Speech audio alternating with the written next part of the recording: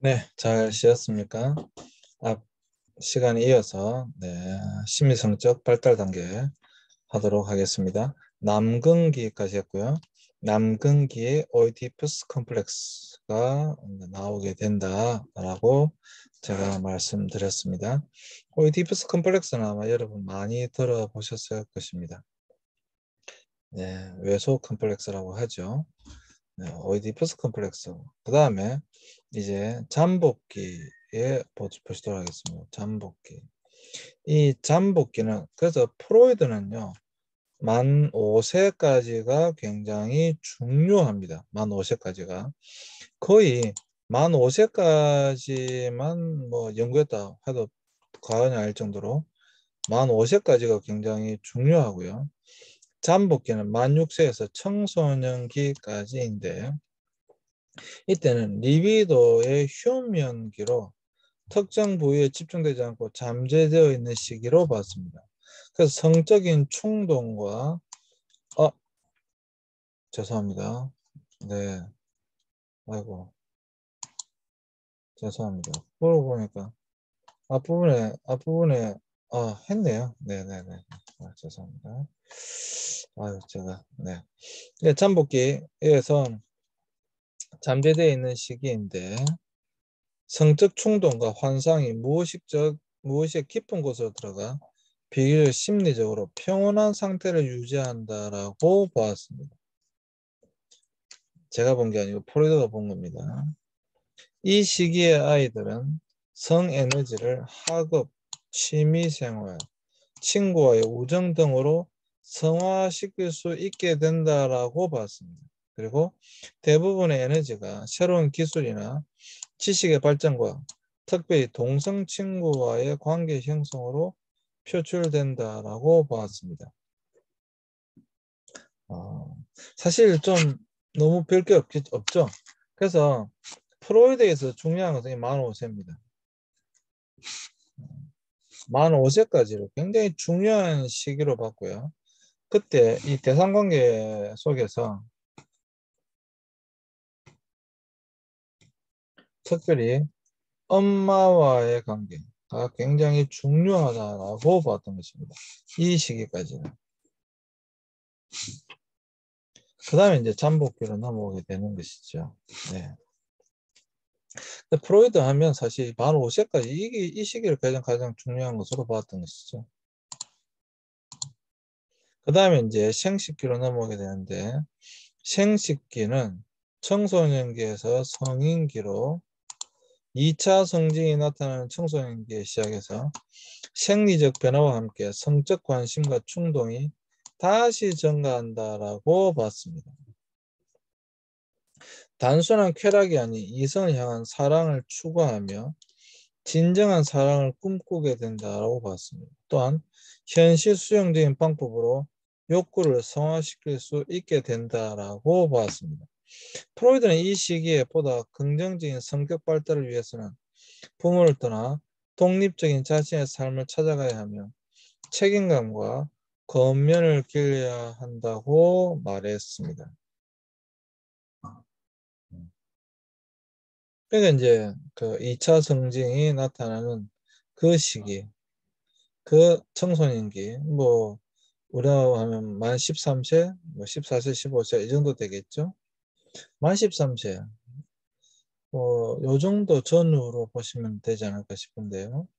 이때로 본다고 한다면 이때부터 이제 2차 성징이 나타나면서 생리적 몸에 이제 변화가 나타나기 시작하고 이때는 다시 성적인 관심과 굉장히 큰 충동 등이 증가하기 시작한다. 이제 남자 같으면 이제 몽정을 하게 되고 이러한 것들이 이제 나타나는 시기다라고 하는 것입니다.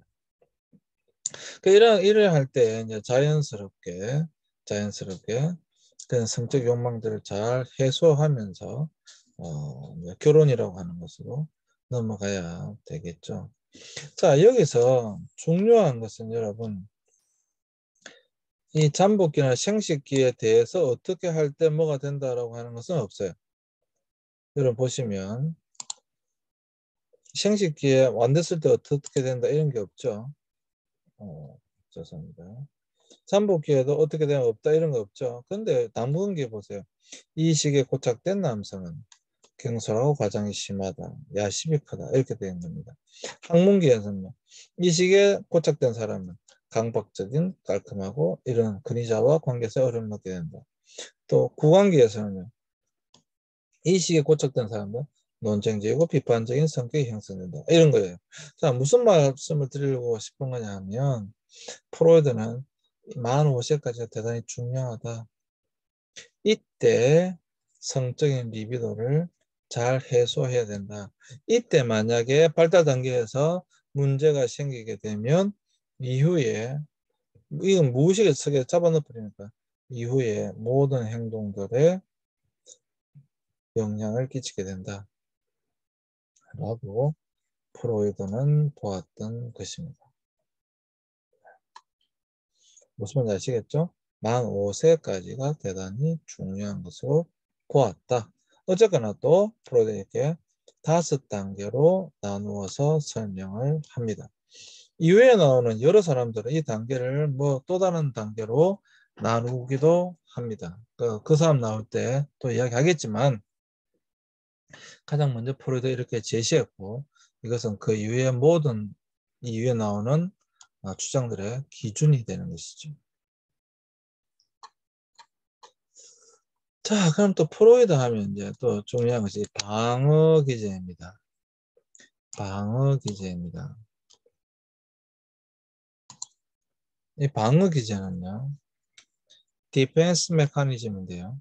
자아가 본능과 도덕적 양심 사이의 균형을 감당하지 못할 때, 자, 자아가 에고가 이드와 슈퍼에고 사이에 아까 균형을 잡아야 된다고 했잖아요.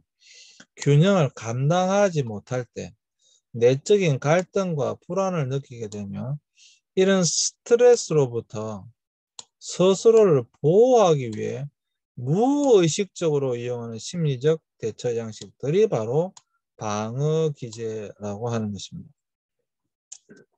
자, 아까 그림에서 보셨던 것처럼 자,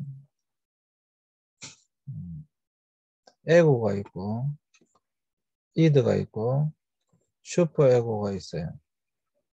그럼 이 이드와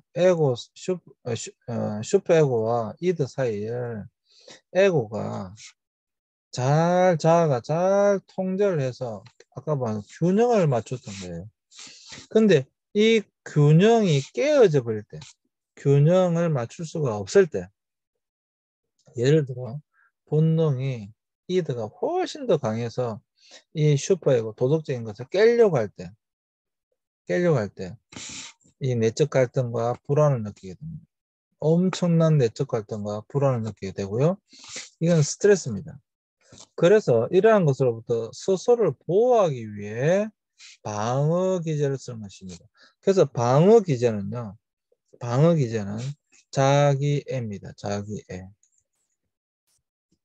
자기에 대한 사랑이다 이 말입니다.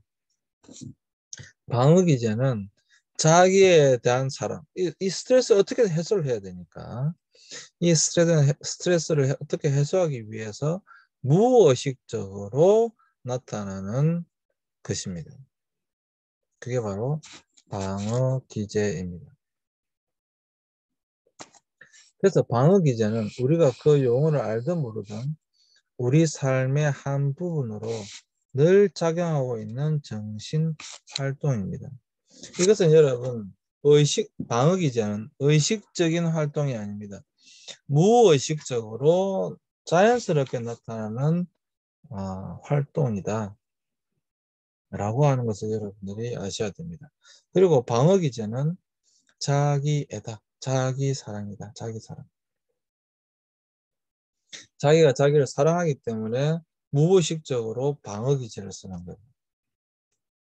그래서 방어 기제를 사용함으로써 자신을 보호하고, 말씀드렸죠. 자신을 보호하고 그들이 속한 사회와 조화를 이루며 살아갈 수도 있는 반면에 오히려 방어 기제를 너무 많이 쓰게 되면 정신 건강을 더욱 해치고 사회 부적응적인 양상으로 나타날 수도 있습니다.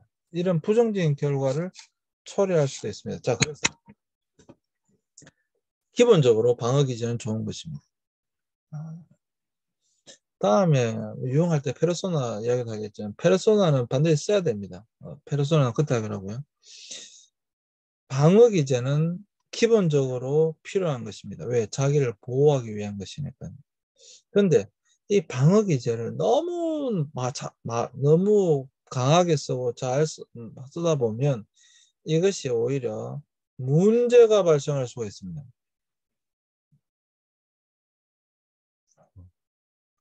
훨씬 더 큰 문제로 나타날 수도 있다라고 하는 것을 아셨으면 좋겠습니다. 그 내용은 나오니까 보시면 되겠고요. 자, 방어 기제의 유형입니다. 방어 기제의 유형. 자, 보시면 여러 가지 방어 기제들이 있는데 먼저 부정을 한번 볼까요? 부정은 엄연히 존재하는 현실 혹은 사실을 받아들이는 것을 거부함으로써 그를 인정함으로 오는 불쾌감이나 불안에서 피하고자 하는 것이 바로 부정입니다. 가장 대표적인 것이 어떤 사람이 병원에 가가지고 진단을 했는데 암입니다. 라고 하는 의사의 이야기를 들었을 때 대부분의 사람들이 제일 먼저 부정합니다. 에이 내가요? 에이 설마. 분명히 오진일 거예요. 분명히 잘못 검사하신 거 다시 검사해 보세요. 대부분의 사람들은 부정합니다. 부정한 이유가 뭡니까? 뭐 그 사실을 받아들일 수가 없는 거죠. 그 사실을 받아들일 수가 없기 때문에 일단 부정하는 겁니다. 만약에 그걸 인정하면 어떻게 되겠습니까? 굉장히 불쾌하겠죠. 굉장히 불안해 죽는다고 하는 거니까. 죽을 수도 있다라고 하는 거니까. 그래서 그것에서 피하고자 부정하는 겁니다. 여러분 심한 경우는 어떻습니까? 이 돌팔이가 뭘 안다고 의사를 오히려 욕하고 막 그러잖아요. 네. 그게 바로 부정입니다. 이거는 의식적으로 부정하는 게 아니고 곧바로 무의식적으로 부정이 나오게 되는 것이죠. 그게 바로 부정입니다. 자, 그 다음에 억압입니다. 억압은 현실에서 수용되기 어려운 충동이나 환상, 고통스러운 기억이나 감정을 무의식적 내면 깊은 곳으로 억눌러 의식되지 못하도록 하는 것입니다. 사실 가장 많이 하는 게 억압이거든요. 방어기제. 그냥 계속 눌러버리는 겁니다. 올라오지 마! 이러면서 눌러버리는 겁니다. 제가 말씀드렸잖아요. 우리가 살아가면 특히 만 5세 이전에 내가 어떤 것을 하고 싶은데 하지 못했어요. 아까 뭐 동기적인 그러니까 고통스러운 것이 있는데 그것을 어떻게 해결하지 못했어요. 내가 배가 고파서 울었는데 엄마가 빨리빨리 그거 해결해 주지 못했어요. 그런 모든 것들을 다 어떻게 하냐면 이 무의식의 깊은 내면 세계 속으로 다 깔아버립니다. 그러니까 기본적으로 무의식이라고 하는 것들이 그러한 것들이 억압되어진 것들이에요. 뭐 아이가 벌떡 일어나가지고 엄마 왜 그러셨어요? 이렇게 화를 낼 수도 없으니까 주로 그러한 것들이 이 무의식의 세계에 깔린다라고 하는 겁니다. 그러다가 이것이 외부에서 한번 탕 쳐버리면 이것이 흔들려서 쫙 위로 올라오게 되는 겁니다. 그게 이제 문제 행동으로 나타나게 되는 거죠. 그게 억압입니다. 현실에서 내가 수용하기 어려운 충동이나 환상이나 특별히 고통스러운 기억이나 감정을 무의식에 내면 깊은 곳으로 억눌러서 의식되지 않도록 하는 것입니다. 그것이 억압입니다.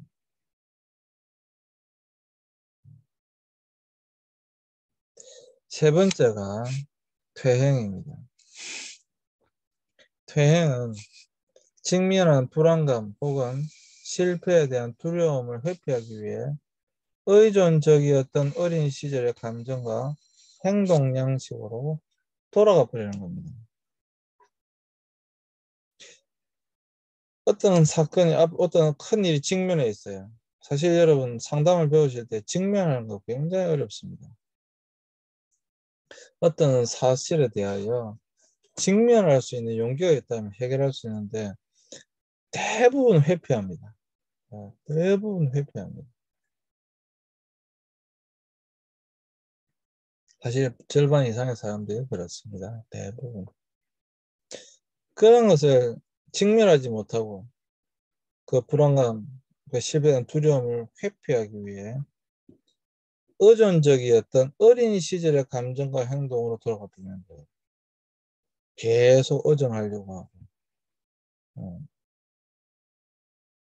자기가 스스로 해결하려고 하는 것이 아니라 계속해서 남을 의지하는 그런 행동으로 돌아가 버리는 겁니다. 그걸 퇴행이라고 합니다. 사실 이 퇴행은 여자보다도 남자들이 훨씬 많습니다. 음.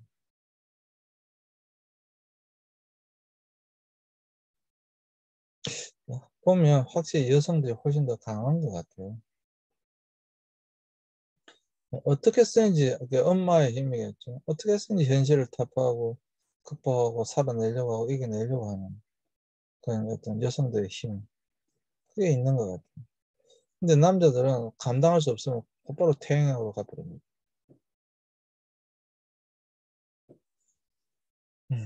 그 다음에 이제 전치입니다. 전치는 특정 대상에게 가진 분노나 화와 같은 감정을 그 대상에게 표출할 수 없다고 판단될 때 자기보다 약한 대상을 향해 그 감정을 옮기는 것을 전치라고 합니다. 그런 경우는 너무 많잖아요. 그죠? 그런 경우는 사실 너무 많죠.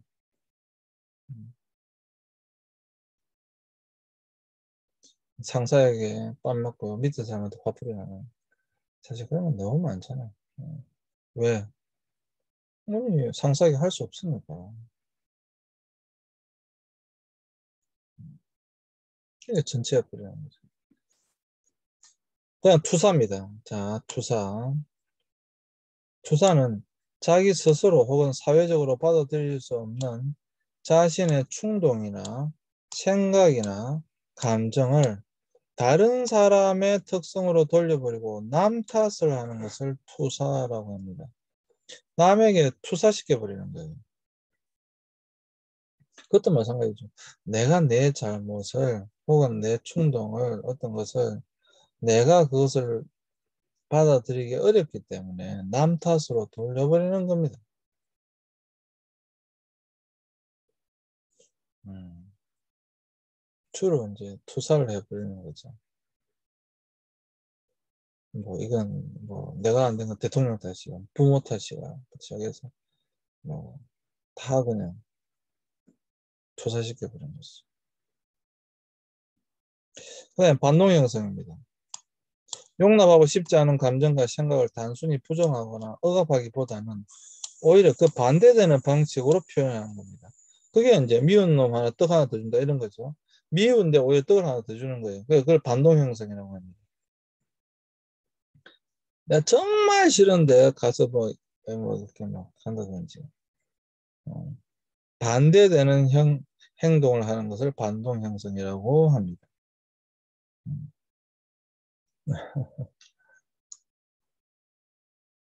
사실 정말 좋은데 괜히 막 가서 얄궂은 짓 하고 뭐 그런 거 있잖아요. 합리화. 용납하기 어려운 상황이나 행동에서 오는 불안함을 그럴듯하게 정당화시켜 해소하는 방식입니다. 그건 이제 합리화라고 하죠. 뭐 합리화는 여러분들이 잘 아시죠? 합리화하지 마 이렇게 이야기하잖아요. 그러니까 이제 용납하기 어려운 상황이나 행동에서 오는 불안함을 그럴듯하게 정당화시키는 거예요. 그걸 합리화시킨다 그러잖아요. 보상. 자신의 약점이라고 느끼는 면을 다른 통로로 체험해서 자존감을 유지하고 하는 것입니다. 그러니까 이제 보상도 여러 가지 있죠. 어디 먼저 자기에 대한 보상이라고 한다면 만약 시험을 못 쳤어요. 시험을 못 쳤으니까 기분이 나빠요. 뭐 그럴 수 있잖아요. 시험을 못 쳐서 기분이 나빠요. 그래서 그걸 자기에게 어떻게 보상하냐면 맛있는 걸 먹음으로써 보상하는 거예요. 그러니까 이 시험 못 친 이 불쾌감을 그것으로 해소하려고 하는 거죠. 그걸 보상이라고 합니다. 다른 것으로 뭔가 자기 자신을 채우려고 하는 것이죠. 나는 공부를 못해. 근데 음악을 잘해. 뭐 이런 거죠. 내가 저 사람보다 못하는 게 있지만 나는 이것으로 다른 보상을 줌으로써 자신의 자존감을 유지하는 것입니다. 그걸 보상이라고 합니다. 성화입니다. 사회적으로 수용되기 어려운 충동을 용납 가능한 건전한 다른 형태로 전화하여 표출하는 것. 그걸 성화라고 합니다. 사실 성화시킬 수 있다고 하면 좋은 거죠.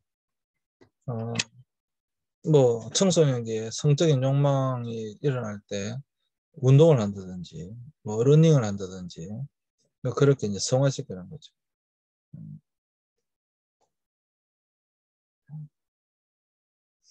뭐 이런 것을 방어 기제라고 합니다. 이것 말고 더 있습니다. 자, 방어 기제는 먼저 여러분들 말씀드리는 것이 내 사랑, 자기 사랑이다, 자기 애이다. 그래서 자기를 사랑하기 때문에 자연스럽게 무의식적으로 나오는 것이 바로 방어 기제다라고 하는 것을 아셨으면 좋겠습니다. 자, 그래서 프로이드는 이러한 현실 사회에서 수용되기 어려운 다양한 성적, 공격적 충동들이 모두 성화 같은 긍정적인 기제들로 발현되지 못하고 무의식적으로 억압되고 왜곡되어 저장되면 이것이 바로 신경증의 원인이 된다고 본 것입니다. 잘 이것이 성화되고 잘 긍정적인 기제들로 발현이 되면 문제가 없는데 이게 너무 무의식적으로 억압되고 왜곡되고 저장돼 가지고 이러한 것들이 자기 자신을 괴롭히게 되는 거죠. 그러니까 이런 것들이 신경증의 원인이 된다라고 봤던 것입니다. 그래서 프로이드 심리치료의 목적은 내담자의 무의식의 세계에 억압된 감정을 의식의 수준으로 끌어올려야 된다라고 봤던 거예요. 끌어올려 보다 강화된 자아를 통하여 사회 적응적인 방향으로 재정립함으로써 그 감정으로 인한 고통으로부터 자유롭게 하는 것이다 라고 보았던 것입니다. 여기서 중요한 건 뭐예요? 무의식의 세계에 있던 것을 의식의 세계로 끌어올려야 된다고 합니다. 어떻게 끌어올릴 것인가? 그래서 치료 초기엔 최면술을 많이 사용했다. 프로이드는 최면술을 많이 사용했다. 그러다가 한계를 깨닫게 되고 그 다음에 나온 그 유명한 바로 자유연상법입니다. 자유연상법이라고 하는 거죠. 여러분 영화나 뭐 보시면 많이 나오는데요. 이렇게 아주 편안한 소파가 있습니다. 그래서 그게 내담자를 거기에 앉거나 편안하게 눕게 합니다. 앉을 수도 있고 누울 수도 있어요. 하여튼 편안한 상태로 뭐 눕거나 앉게 합니다. 그리고 자유롭게 생각나는 거 이야기해 보라는 겁니다. 자유롭게 이야기해 봐. 지금 떠오르는 것들을 자유롭게 이야기해 봐. 그걸 자유연상법이라고 합니다. 그리고 이 사람 그냥 자기가 생각나는 대로 이야기하는 거예요. 생각나는 대로 이야기하는데 이 상담사가 저분 상담사는 그 사람의 이런 생각들을 떠오를 때 앞으로 다 배우시게 됩니다. 그것을 듣고 그것을 또 질문하고 그렇게 해서 그 사람의 무의식의 세계 속으로 조금 더 깊이 들어가 보는 것입니다. 그걸 자유연상법이라고 합니다. 그리고 아까 말씀드린 꿈의 해석과 같은 꿈을 꾸는데 꿈이라고 하는 것은 여러분 사실 진짜 꿈이라고 하는 것은 우리 무의식의 세계를 가장 잘 보여주고 있는 거예요. 뭐 예를 들어서 꿈을 꾸는데 여러분 꿈을 꾸는데 이런 거 많이 있으시잖아요. 갑자기 뭔가 막 쫓기다가 가보니까 뭐 언덕이 나오고 또 가다가 또 강이 나오고 산이 나오고 이 장면에서 갑자기 이 장면 넘어가고 이렇게 하잖아요. 그런 것들은 뭐냐면 이 무의식에 깔려 있는 것들의 파편들이 이것저것이 막 돌아가지고 하나의 또 다른 스토리가 되는 게 꿈이거든요. 그러니까 그러한 것들을 듣고 특별히 반복적으로 어떤 꿈을 꾼다라고 하는 것은 분명히 어떤 무의식의 세계 속에서 계속 그것이 나온다라고 하는 것이니까 그걸 통해서 그 꿈의 해석을 통해서 이 사람의 무의식의 세계를 의식화하는 작업을 한다라고 하는 것입니다. 그러니까 프로이드가 아주 많이 쓰던 방법입니다. 꿈 그리고 자유현상법, 특히 자유현상법 굉장히 중요합니다. 프로이드 이론을 평가해보면 영향력을 보는 프로이드의 정신역동 이론은 인간의 행동과 정신세계를 이해하는 데 있어 새로운 지평을 열었다라고 하는 것입니다. 그의 이론은 20세기 서구 문명뿐만 아니라 현대의 정신건강 상담과 사회복지 실천에 막대한 영향력을 끼쳤고요. 비판을 본다면 하지만 유아 성욕을 중심으로 인간의 성격 발달을 설명한 이론은 지금까지도 논란의 중심에 있고 많은 비판을 받고 있습니다. 당연하겠죠. 당연하겠죠.